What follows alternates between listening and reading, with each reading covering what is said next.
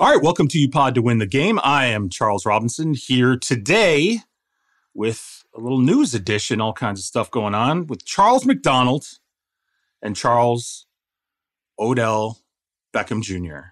has finally found a landing spot. And from a quarterbacking standpoint, this is going to be interesting. He's going to the Baltimore Ravens.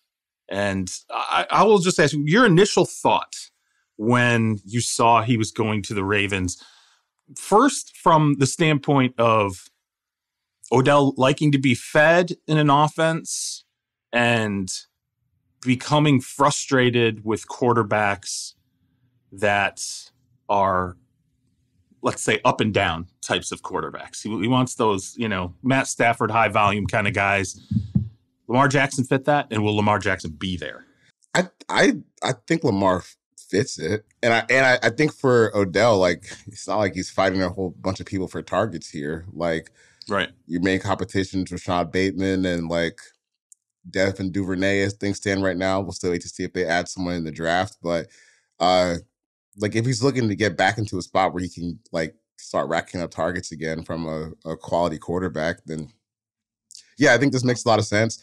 And I think for the Ravens, it was kind of smart for them to structure it this way where they could keep the cap hit down for this year by just giving him money on the signing bonus, because they're a team that's pretty, tied up against the cap. And I guess this is kind of one way to get into the Odell bidding game without having to totally mess up your cap, as you are also trying to figure out a way to keep Lamar Jackson at the end of the day. Because if you have Lamar, it's a pretty quality offense, but without him, I don't really see a whole lot of pieces that are, going to hold together an elite unit. So I think that this kind of trends towards Lamar being back, maybe not for the money that Lamar wants, but even then just being on FaceTime, I don't think that's totally insignificant when they were excited about the signing last night. So yeah, I think it trends back to Lamar being a Raven by the start of the season. Interesting that Lamar went to his Instagram, threw up a picture of he and Odell talking. Lamar also rocking the Ravens themed chain in the picture, which I thought was interesting. It's a little bit of a sign here. And he had the little rocket emojis. This was clearly something that made Lamar happy. Let's talk about that contract, because you talk about how they structured the deal. So first off, it's a lot of money compared to, yeah. I will say this. His market was the Jets, and it was the Ravens. I talked to the Jets. The Jets were not giving him this money, okay? So first and foremost, it was a market of one, okay? When the money, and I will give the Ravens credit. They knew he was going to see the Jets. They were like, all right, we got to strike now. I texted with a bunch of GMs yesterday, and, we were going back and forth just about why the money was $15 million. Basically, there's $15 million guaranteed, and the most of it is just the signing bonus. And then there's potential additional $3 million to earn. Two things that instantly these GMs are talking about. Number one, it's got to be a Lamar backdoor play. This is why you do something like this. Something if you're Eric DeCosta and the Ravens about retaining Lamar, maybe just getting him in for this year, whatever. It is a backdoor play for Lamar. And then number two, everybody instantly was like, got to be voidables in that contract because of how the money is laid out. And when we talk about voidables, basically what the Ravens did was they took it, they paid him the signing bonus of $13.835 million. And then they prorated that over 5 years by basically they attached 4 voidable years to this signing bonus. So what that does in year one, it keeps his cap hit down to the base salary, which is 1.165. And then the 1/5 of that signing bonus, because it's prorated over 5 years, which is 2.767. So his cap hit this year, as you said, very low, $3.932 million. The rest of that money, it'll all kick into next year's cap, because all these voidable years, they'll get voided in next year's cap. And that means that $11.068 million will get accelerated onto next year's cap. Well, they can afford it next year. They can't afford it this year, or they can prepare for it to afford it next year. So they structured it very interestingly to make sure that they could get him in, pay him. The bidder of one, I think, was was just interesting to me, that he had gone to these owners' meetings seeking a market in Arizona, and he left those owners' meetings basically with plans to visit the Jets and the Ravens. I think the Jets would have been in terms of the guaranteed money, it would have been far lower.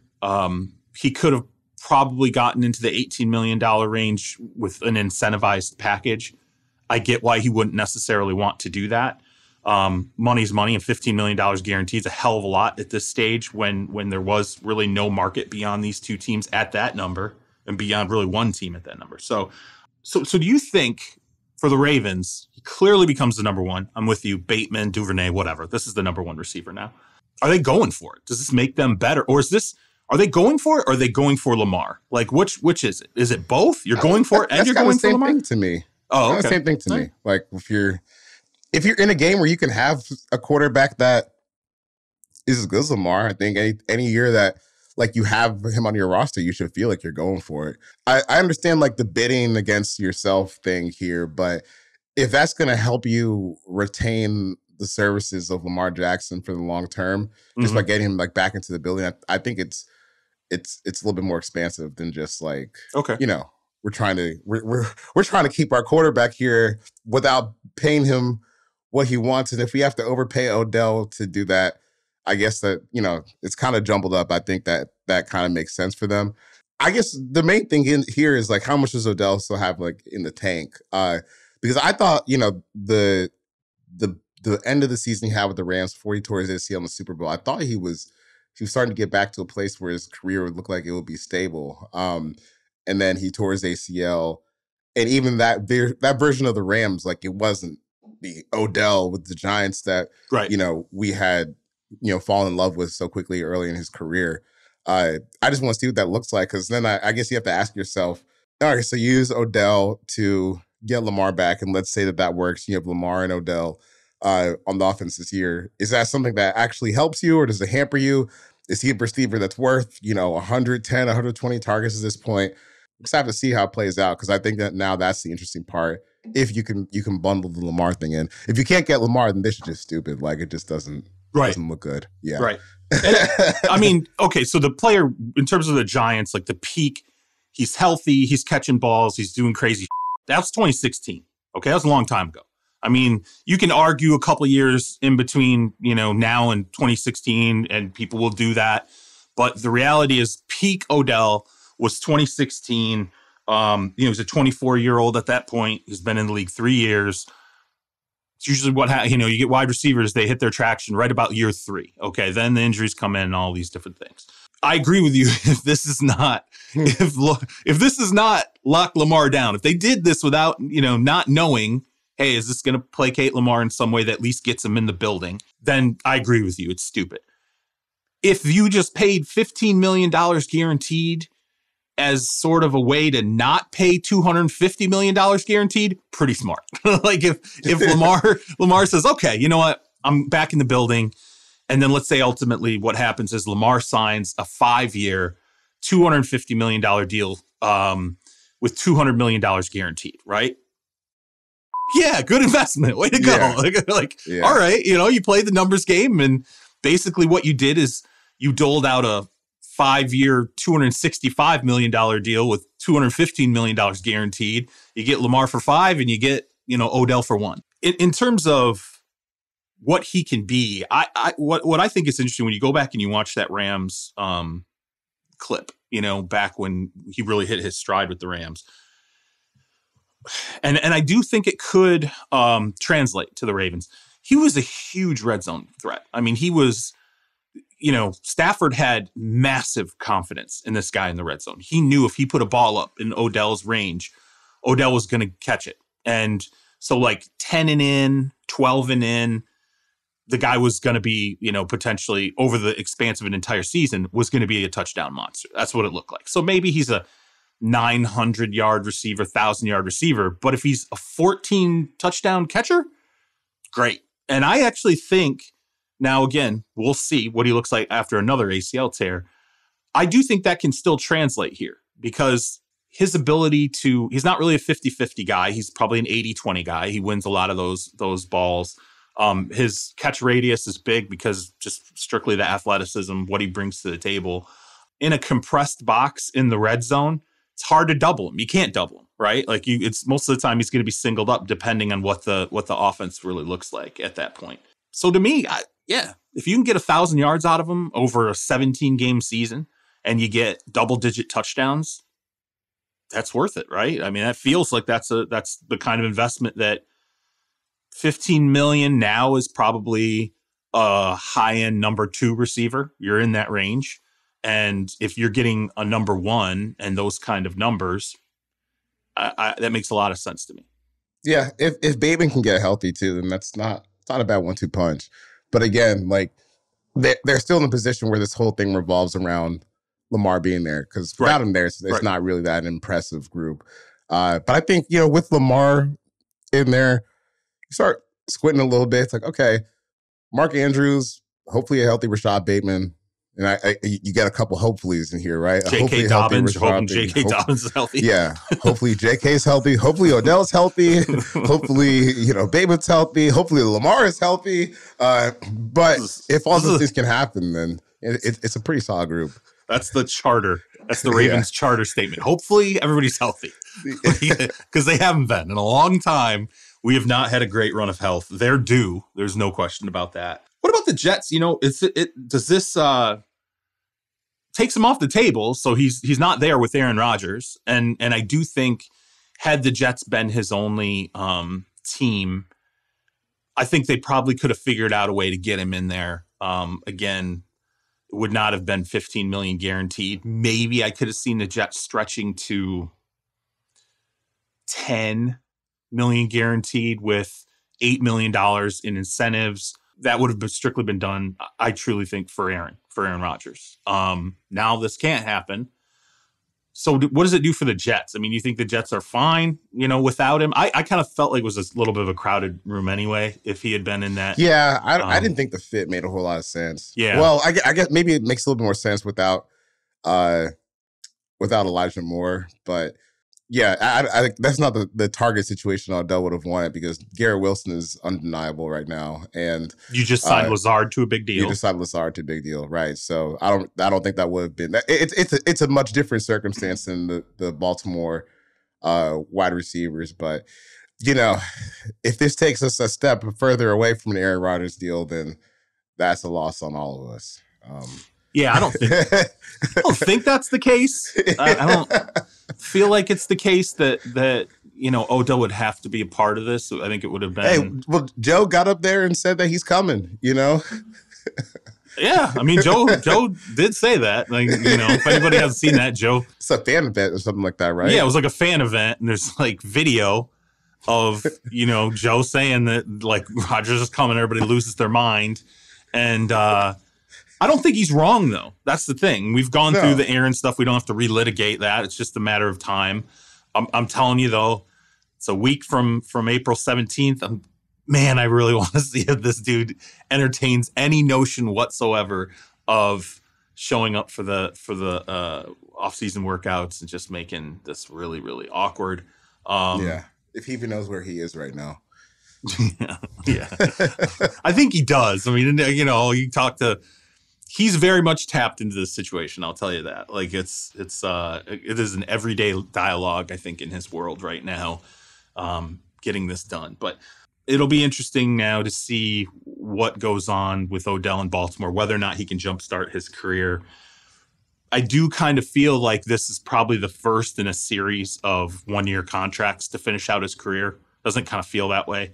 I mean, it's just hard to imagine anybody at this point going, we'll give you a 3-year deal. That's really a 2-year deal. It feels like it's going to be 1-1-1-1.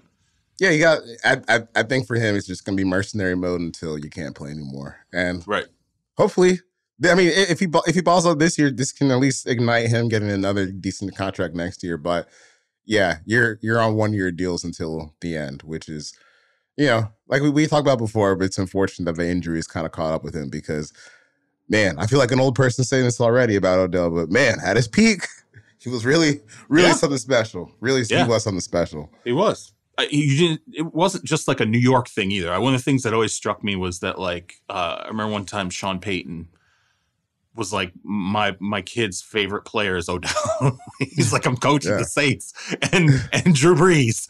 And he's like, my kids love Odell Beckham Jr. And I'm like, well, yeah, the LSU ties and everything, but still, it's just, that struck me that anywhere you go.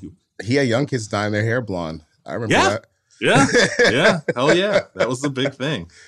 All right. Well, we'll see where it goes with Odell and Lamar in Baltimore. I'm very excited to see how this whole thing with Lamar now unfolds. But what is interesting, they have been kicking tires on a lot of quarterbacks, like really doing their due diligence on this rookie class.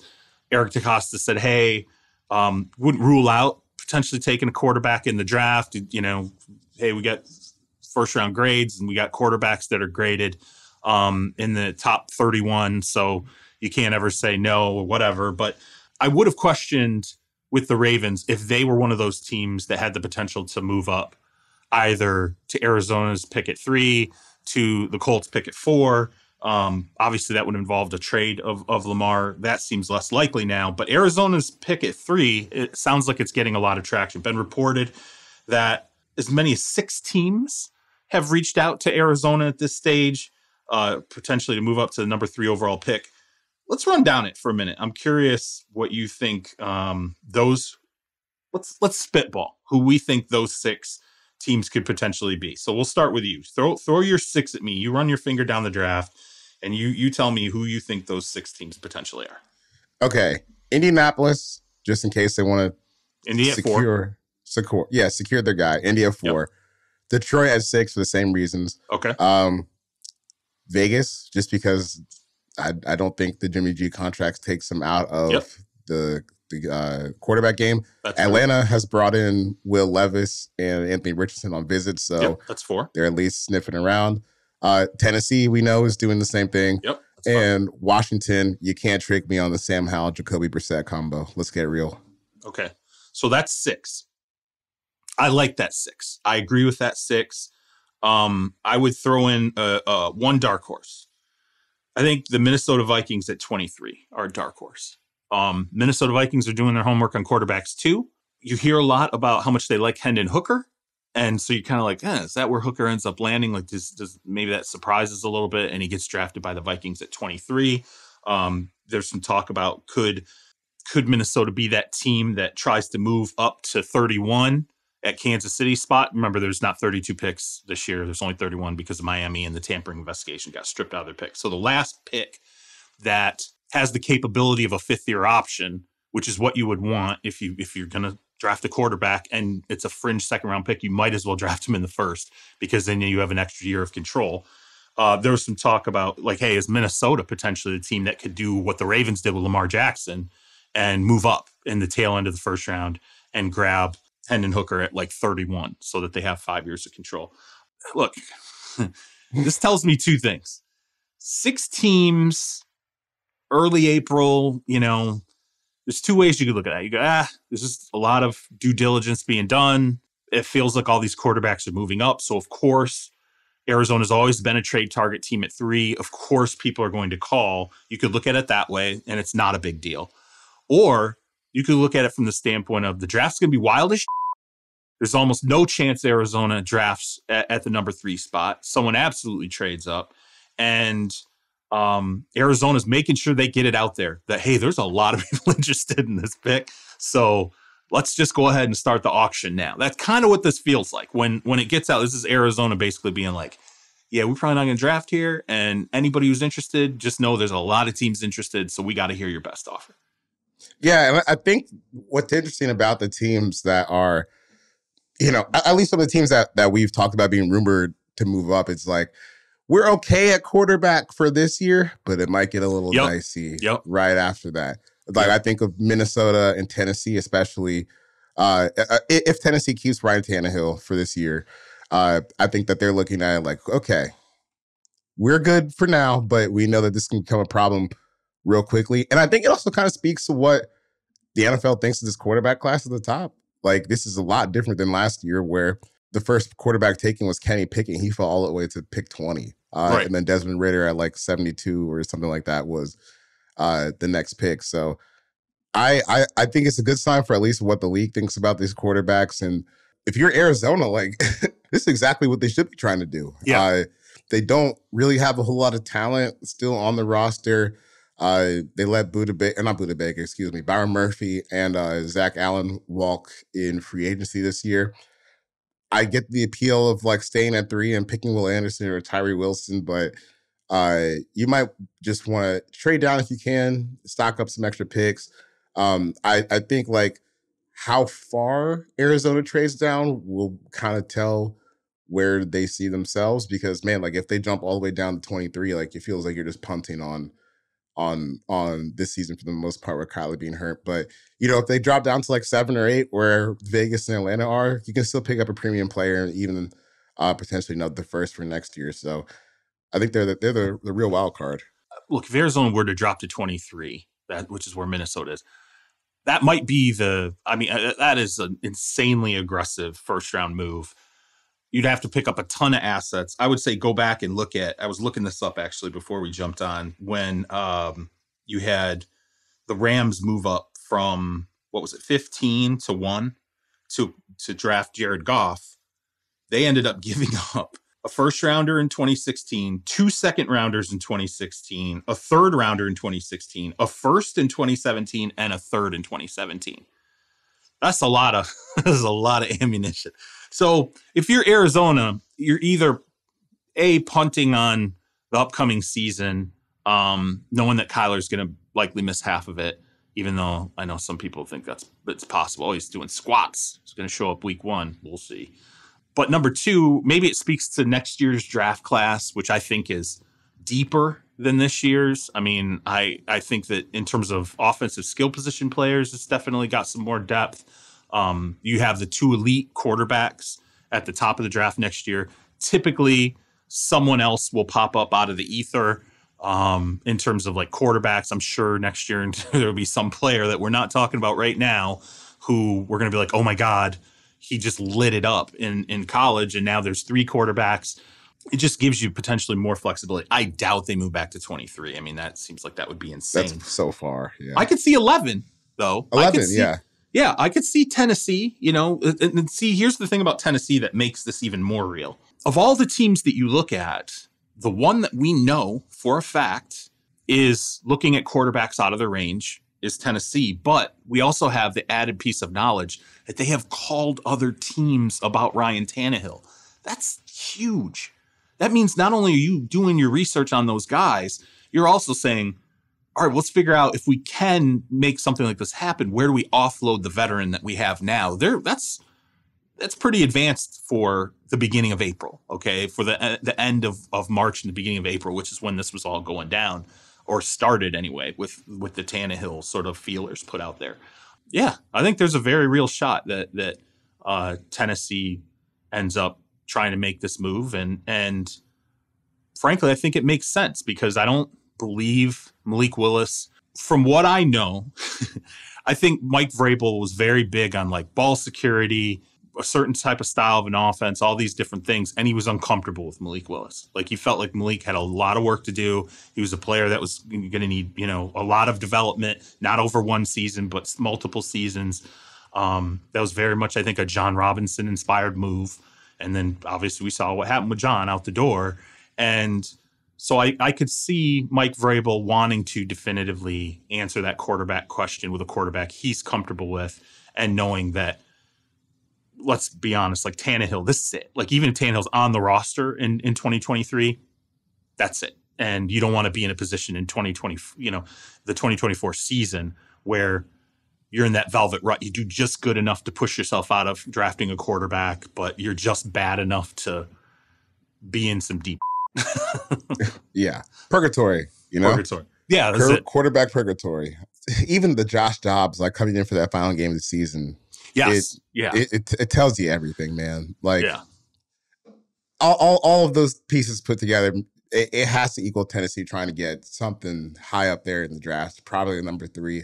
I'd be interested to see like which quarterback they really like out of all these guys, because I can see I don't necessarily agree with it, but like I could see them being like scared off of the Anthony Richardson thing after how Malik Willis went for them. I think CJ Stroud would be a pretty clean fit, but it just depends on who's there for them. I hate to say this, but let's say they make a move. Isn't there kind of some implications for Trey Lance too? I mean, doesn't that kind of say something about Trey Lance clearly being out in San Francisco? Clearly them at this point feels like they want to put 2 quarterbacks above him. I'm telling you, they did not bring Darnold in to be a camp arm. I think they brought Darnold in to be like, this guy will probably be our starter if Brock doesn't come back right away. They have more eggs than I think anybody really wants to believe in the Brock basket. And then Tennessee, I mean, the compensation for trading for Trey Lance can't be. I guarantee, I will say this, I guarantee, I think if you offered San Francisco a 2 for Lance right now, you'd get him. I truly believe that. If you offered a 2nd-round pick for Trey Lance, you'd probably get him right now. If Tennessee moves and doesn't do that, and instead pushes all this, the assets into getting to 3, probably not a great sign for Trey Lance that, a former executive that was there and part of drafting him and assessing him as a player is now in Tennessee. Although maybe, again, I do think a lot of how the Titans are wired right now, the guy that has the juice in the Mike Vrabel relationship, I would tip it 51-49 in Mike Vrabel's favor. I do think that it is very much a Mike Vrabel type of operation right now. I mean, Mike Vrabel's making a lot of calls. Typically for a head coach to be making calls is usually about players is maybe a little unusual, right? Yeah, it's time for them to think about what's next anyway. So I think Trey Lance is kind of interesting. A 2nd-round pick, like, I would be a little afraid to give away a 2nd-round pick. Really? He's played like 4 games since the pandemic started. I don't know what he is. I agree. I don't disagree with that, but I mean, for the love affair that was Trey Lance going into that draft, and I get it. To find his immaculate season, how many years are we away from that now? 4? Yeah, it was 4 years. It was 2019. Yeah. 2019, yeah. So 2020, 2021, 2022. It's going to go through 2023. And there's an injury now on top of it that wasn't there before. It's a long time to go without really playing competitive football like that, And this is from a Trey Lance truther, by the way, right? Yeah, it is. If he gets on the field, I think he's going to ball, especially if he's playing for Kyle Shanahan. Well, I don't know if that's ever going to happen, but we'll see. Real quick, before we'll throw it to the ad break, and then we're going to get to your 5 favorite player team fits in the draft. Let's not forget Arizona moving out of 3 takes them out of like the Will Anderson. If let's say it's Will Anderson, maybe it's like Jalen Carter. I mean, we don't really know, but let's say it's like a top end defensive player, right? So Jalen Carter, Will Anderson. You'd be moving out of probably the range to draft either of those guys, I would think, depending on, obviously, if you go to 4, that's one thing. But if you go to 11, you're definitely moving yourself out. 7, the Raiders, you might be moving yourself out. Do you not want to give up one of those? I mean, like, look, draft assets are great and everything, but players are good too. Yeah, players are good too. And those are 2 pretty good players, depending on how you feel about the off-field stuff.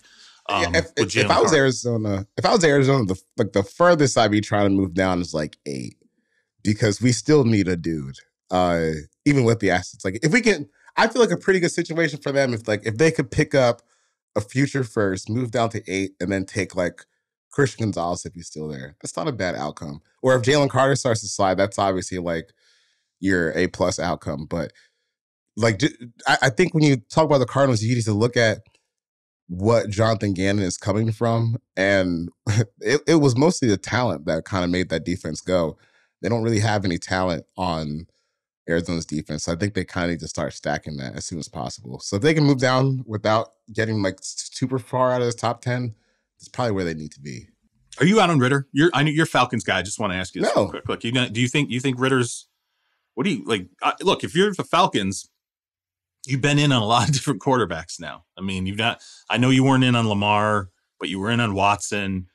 As you said, you're looking at a lot of quarterbacks in this draft now. You did the Mariota thing last offseason. It's not say something about Ritter. Like I felt like they were all in on Ritter. Now I'm kind of like, man, maybe I not. don't believe them when they say anything. I don't know.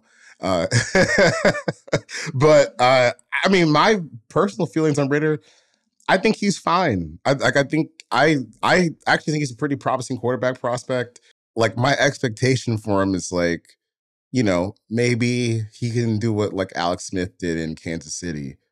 But I don't expect him to be, one of those guys, especially. See, the Raiders fine in a world where I can't have Lamar, but like also don't dangle Lamar in my face and kind of make it seem like, oh, we're going to go get him, and we don't get him. But he's a fine quarterback option, but I also am not so attached to him that, like, if they want to make a play for someone they think can be better, I mean, he was a third-round pick for a reason. It's not like we need to put all our eggs in this basket, but I do think he's promising to be, maybe someone who flirts with like top 12 quarterback stats at their peak. Certainly not the ceiling of, like, a guy like Richardson has a big ceiling. And now clearly there's bust potential there. There's no doubt about it. But I mean, if you're going to take your swing again, there's no doubt that the ceiling of Anthony Richardson, I would say, first from a makeup standpoint, is probably a lot higher than Desmond Ritter. That's just my thought. I think the interesting thing about the Falcons draft season is Arthur Smith clearly has a type of quarterback that he likes. Mariota, Ritter, Will Levis, Anthony Richardson. I mean, these are the guys that he's been interested in since they moved on from Matt Ryan. Like, he clearly wants an athlete back there, which is fun, at least. So, and it looks like he's wants someone who's just physically big too. Desmond Ritter's not a big guy, but he's a tall guy. I got to meet him at the Super Bowl. He's a pretty good sized quarterback. Then obviously, Anthony Richardson and Will Levis are super sized versions of that. So I think the interesting part is finding out what type of quarterback Arthur Smith desires to have more so than anything. All right, well, let's get to our ad partners. Throw it to break, and we will see you back on the other side.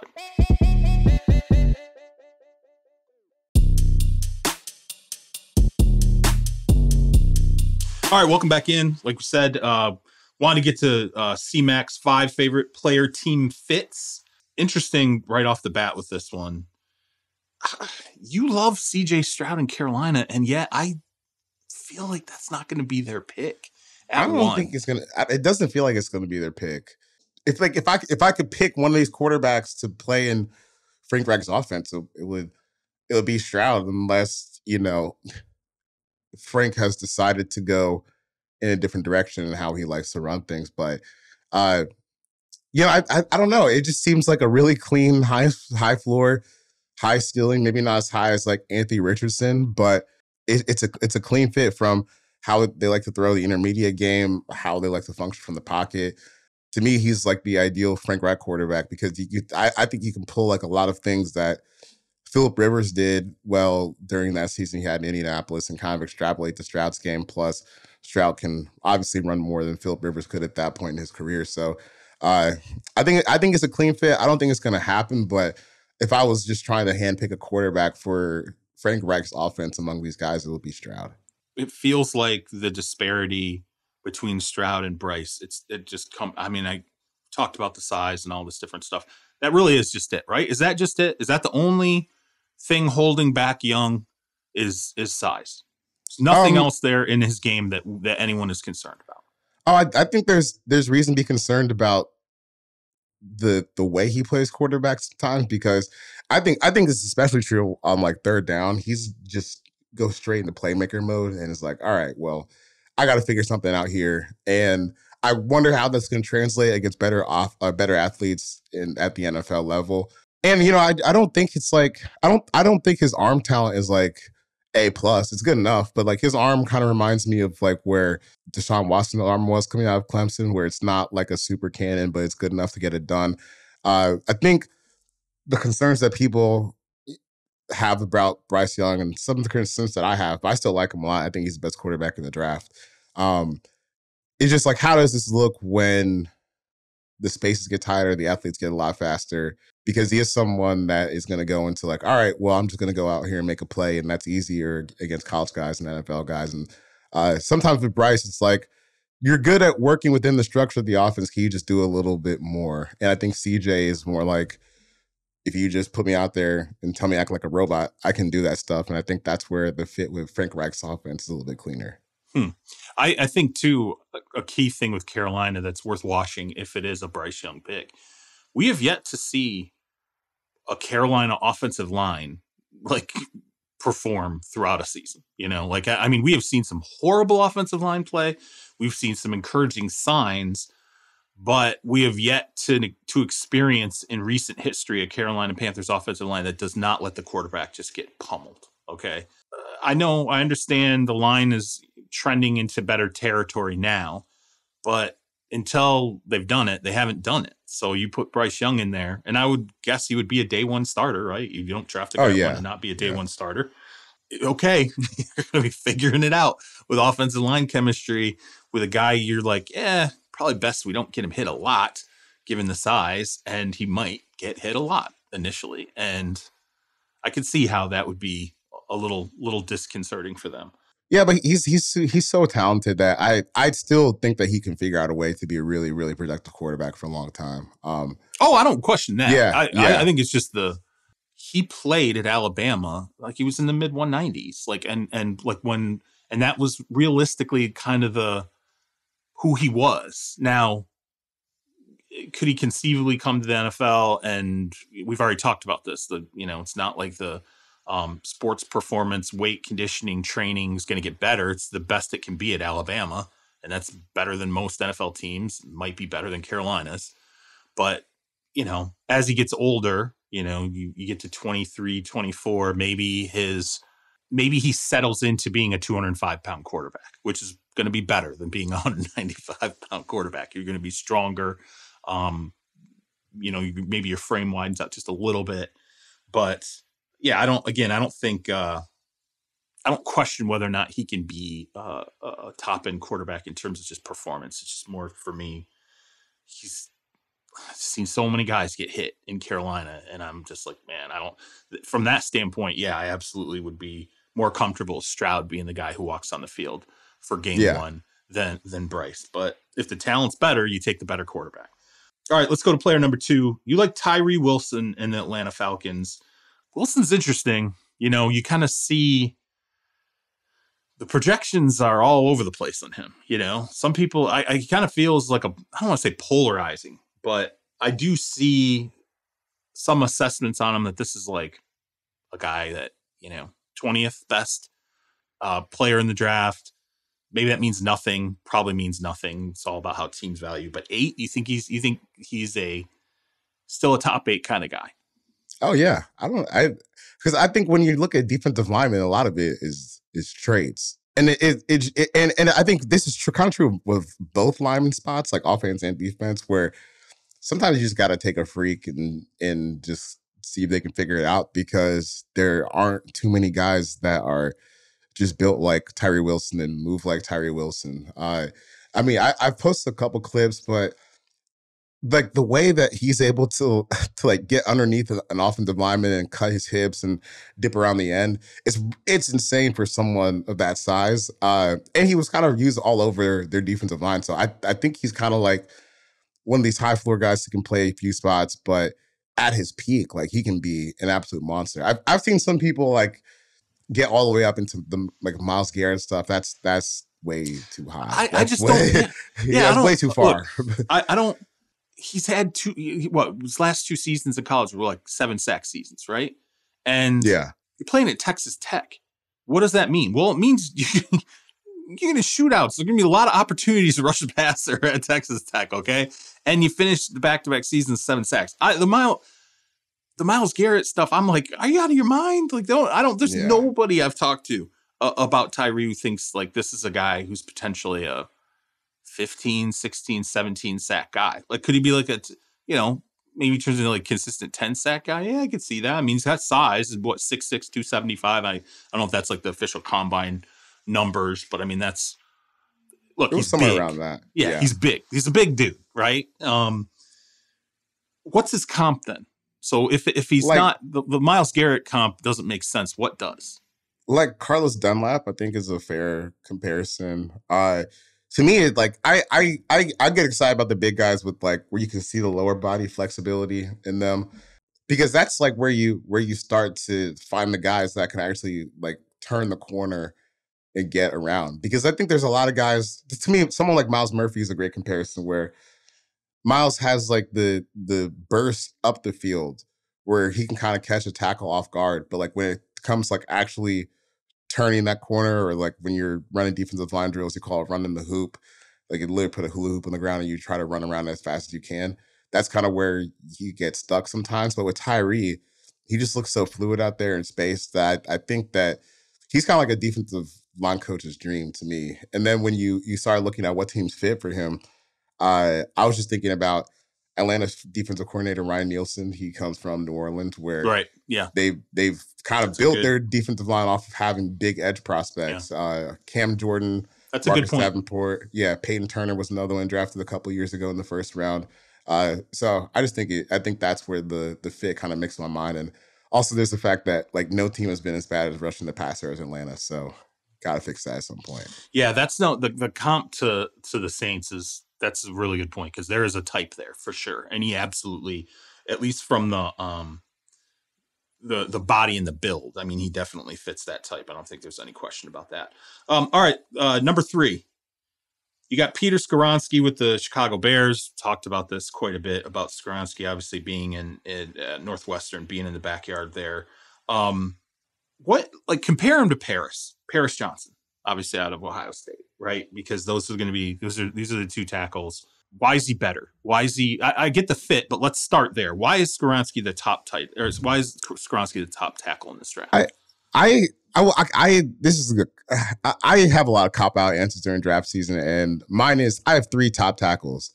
It's Skoronski, Paris Johnson, and Darnell Taylor from Tennessee. Skoronski, like, it's just, if you're trying to just like hit a double, going back to baseball analogies, like if you're trying to hit a double and just know that we can get on base, Skoronski's your guy. Like, he can play 4 positions at a high level. I don't think that Skoronski's one of those guys where, like, if he didn't turn out to be like at worst an average guy who starts for like 10 years, I think that would be kind of a crazy circumstance in terms of like what he did in college versus what like eventually would have happened to the NFL in that scenario. It's just a really clean fit.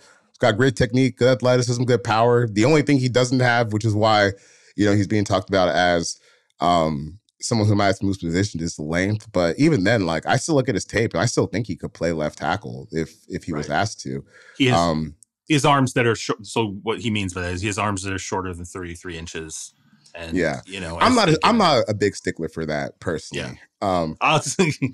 Some teams are though, man. They just, I know. They could be talking about guys like they got T-Rex arms.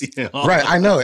And then it's just like when you functionally get out there, like you're talking about a half an inch with some of these guys. It's like, I get where you're coming from in terms of like, but it's the comps. They run the numbers and they're like, all right, let's see every guy who succeeded who had arms that were shorter than 33 inches. And wow, that pile's really small. And let's look at every guy that succeeded who's had arms that are longer than 33 inches. Like I'm with you. I think you got to watch it at the end of the day, I had a GM who said to me, we were talking about Skoronski, and he said, if he's not a great tackle, he's going to be a great guard. Like he was like, he's not, I'm paraphrasing him here, but basically he's just saying, look, maybe he doesn't work out a tackle, but you know what? He's going to work out a guard then. Like it's no matter what, he's going to settle into a position on your line where he's going to be a really valuable player. And by the way, nowadays guards matter. It's not like it was when I started covering the NFL 20 years ago.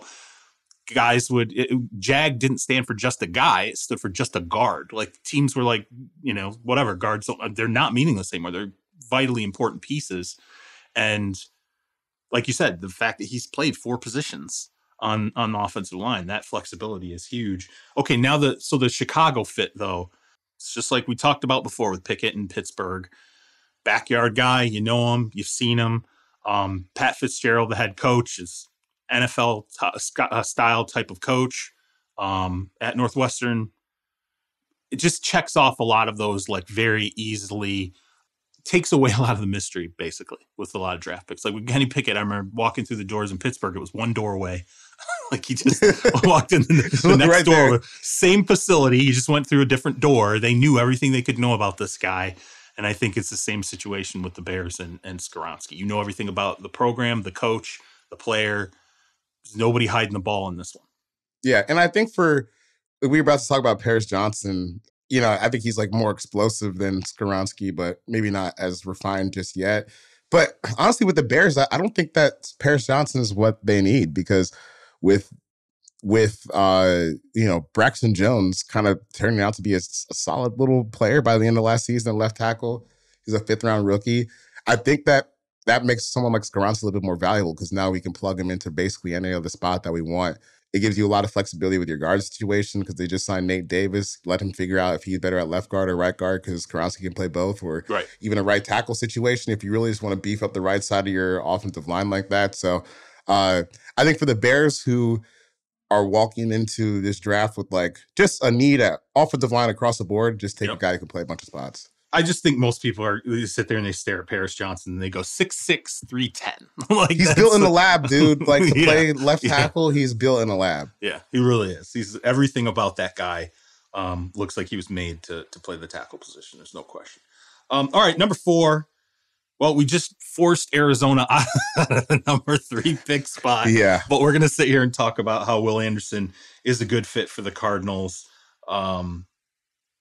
Maybe they don't have to draft him at number 3. Maybe they draft him at number 4 or beyond. But maybe even 6. Who knows? Yeah, maybe 6. That's your 4th favorite fit, though, Will Anderson and the Cardinals. Yeah. I'm just going to look at I'm going to read off some of the Cardinals like pass rusher type guys that they have on their roster, and I think this will give me my argument here. Majai Sanders was a 3rd-round pick last year. Cam Thomas was a 3rd-round pick last year. LJ Collier, who they just signed in free agency. Carlos Watkins, who they just signed in free agency. Rashard Lawrence was a 4th-round pick in 2020. Likai Fotu was a 4th-round pick in 2020. They have no major investments along the defensive line. Right. And I think, especially when you're playing against like San Francisco and this version of Seattle, who knows, even if the Rams like start to look better, if Matthew Stafford's healthy, you need some pass rush in your own division. And quite frankly, that group of pass rushers is not really going to get it done against just about anybody. So I think it's a pretty clean fit. We talked about Jonathan Gannon needing players to kind of execute this version of his scheme.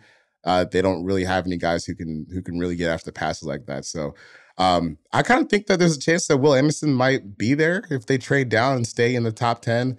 It feels like he's going to be the guy that gets a little bit overthought this year because the measurables aren't crazy, but it's hard to beat that production at Alabama against what he was playing against, Tell me about how he fits in the defense with Isaiah Simmons, because I think some people, I'm not saying they play the same positions, but you're talking about from a size standpoint, they're very similar players. Like they have, you're talking like 6'4", 240 type guys. Functionally probably play in the mid 230s, but I mean, very size, they map size wise. So what do you like? Just explain to me defensively, like how you put these two guys out there. Well, you kind of hope you can just stop the run after that. Yeah, that's what I'm kind of like.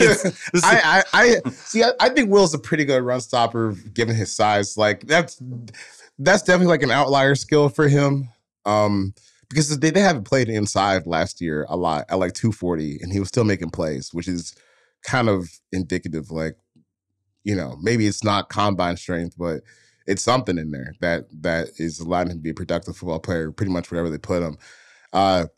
With Simmons, man, like I think at this point you're just kind of hoping he becomes just a star coverage player, because I think they're kind of done with him, or at least the last staff was. I think by the end of the season they were kind of done with him just being an inside linebacker for them, because that's not really what his skill set suggests he would be great at, So if you can get him out playing like nickelback, or I guess what you call is like an overhang player who's kind of like splitting the difference between the outside corner and the end man on the line of scrimmage, which is usually like your defensive end. Just let him patrol in that area and make plays against the pass, because I don't know. I think the run, like the idea of him being a terrific run defender is probably out of here. But I think the way to offset that is probably just to find some interior defensive line talent, which the Cardinals have not really tried to do all offseason. Yeah, that's the only thing I'd be nervous about is do you get worn down defensively with you got guys that bring an athletic profile, but at some point it's the fourth quarter and you got 240-pound guys who are trying to stop a dominant running game. But like you said, find some interior beef. Number 5, I like this actually. I like this one a lot. Zay Flowers and the Los Angeles Chargers. As Mike McCarthy told us, Kellen likes to throw a ball a lot. He's Kellen Moore. He's going there. There's going to be the OC. I think you take Zay Flowers and you put him out there with. I personally think he would be a wonderful complement to Mike Williams and Keenan Allen. I think that set of 3 guys. It just fits. It feels like such a good fit in what should be a high volume passing offense. Yeah, they just need big plays down the field. Right.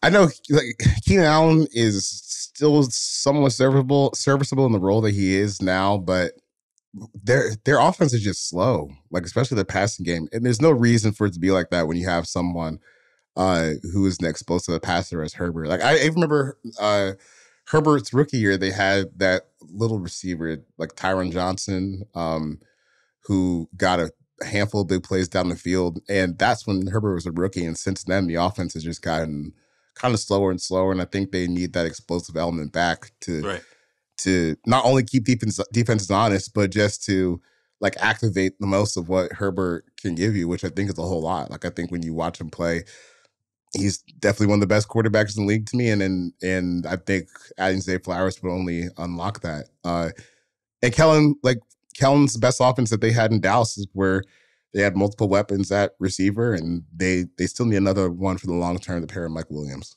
He's not going to suddenly start running the ball consistently with the Chargers. This is not happening. It's and not only that, how much longer does Keenan really have in terms of being top shelf? You need to start backing up. Mike Williams has been hurt at times. Not at times, he's been hurt a lot. Keenan's getting to that point where you're starting to wonder, where's the shelf there?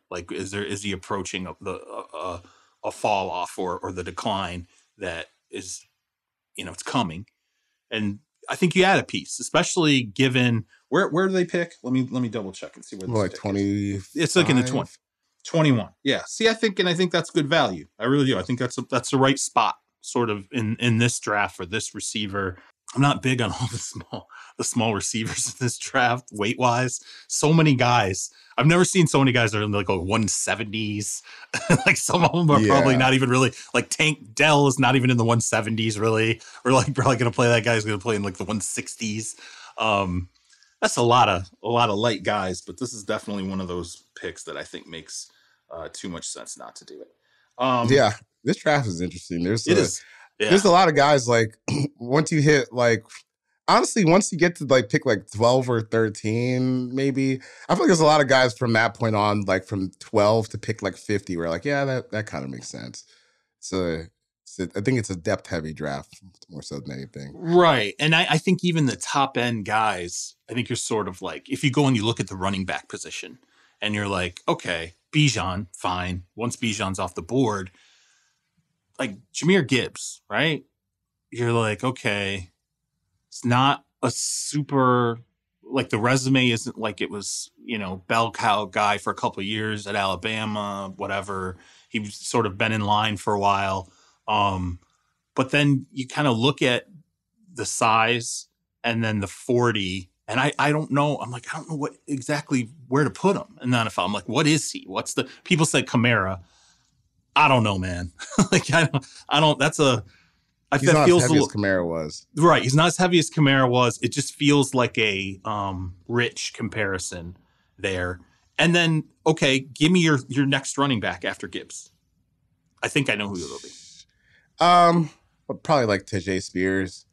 Oh, really? Okay. Or maybe after Gibbs, there's Zach Charbonnet, Tajir Spibbs, Devin A-Chain.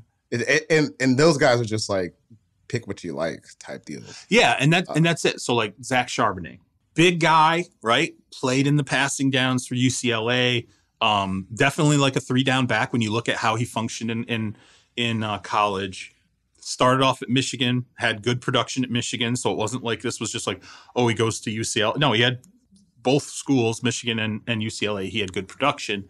But then when you look at just his like agility, then you're like, ugh, like he's not like. So what is he? Like, is he? I don't know. Or even like watching him play, like I couldn't believe that he actually ran like closer to 4.4 because I didn't think he was moving that fast when I watched him play. I don't know.